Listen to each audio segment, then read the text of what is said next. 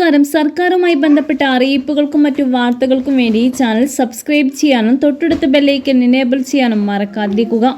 Ayushman Bharat health infrastructure mission പദ്ധതി നടപ്പാക്കാൻ ധാരണാപത്രം ഒപ്പിടാൻ ഡൽഹി സർക്കാരിനോട് നിർദ്ദേശിച്ച ഡൽഹി ഹൈക്കോടതി ഉത്തരവ് സുപ്രീം കോടതി താൽക്കാലികമായി നിർത്തിവെച്ചു. ഹൈക്കോടതി ഉത്തരവിനെ ചോദ്യം ചെയ്ത് ഡൽഹി സർക്കാർ സമർപ്പിച്ച ഹർജി പരിഗണിച്ച ശേഷം കേന്ദ്രത്തിനും എയിംസിനും ഡൽഹി മുനിസിപ്പൽ കോർപ്പറേഷനും സുപ്രീം കോടതി നോട്ടീസ് അയച്ചു.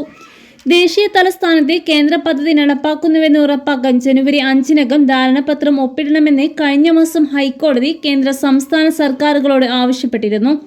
സംസ്ഥാന സർക്കാരിന്റെ പദ്ധതികൾക്ക് കീഴിൽ ഡൽഹിയിലെ ജനങ്ങൾക്ക് മികച്ച ആനുകൂല്യങ്ങൾ ലഭിക്കുന്നുണ്ടെന്ന് ചൂണ്ടിക്കാട്ടി കേന്ദ്ര പദ്ധതി നടപ്പാക്കുന്നതിന് AAP സർക്കാർ എതിർത്തിരുന്നു.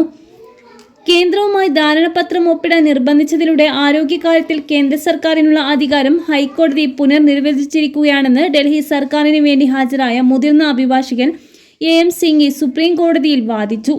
താമസക്കാർക്ക് ഫണ്ടും സൗകര്യങ്ങളും നഷ്ടപ്പെടാതിരിക്കാൻ പദ്ധതി പൂർണ്ണമായി നടപ്പാക്കാൻ ഡൽഹി സർക്കാരിനോട് ഹൈക്കോടതി ആവശ്യപ്പെട്ടിരുന്നു.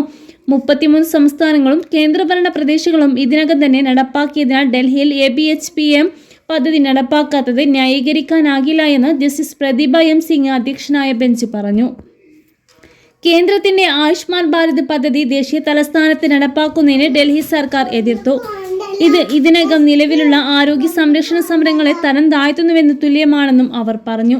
ഗവൺമെന്റിന്റെ പ്രധാന പദ്ധതിയായ ആയുഷ്മാൻ ഭാരത് പ്രധാനമന്ത്രി ജൻ ആരോഗ്യ യോജന പ്രകാരം 70 വയസ്സിന് മുകളിലുള്ള മുതിർന്നവർക്ക് പ്രതിവർഷം ഒരു കുടുംബത്തിന് 5 ലക്ഷം രൂപ വരെ പണരഹിത ആരോഗ്യ പരിരക്ഷയ്ക്ക് അർഹതയുണ്ട്. പ്രധാന ശസ്ത്രക്രിയകൾ, വീട്ടുമാറാത്ത രോഗചികിത്സകൾ, പ്രായമാകുന്നവരും അത്യന്താപേക്ഷിതമായ സ്പെഷ്യലൈസ്ഡ് ഹെൽത്ത് കെയർ സേവനങ്ങൾ എന്നിവയുൾപ്പെടെയുള്ള വിവിധ അവസ്ഥകൾക്കുള്ള ആശുപത്രി ചെലവുകളും ഇത് കവർ ചെയ്യുന്നു.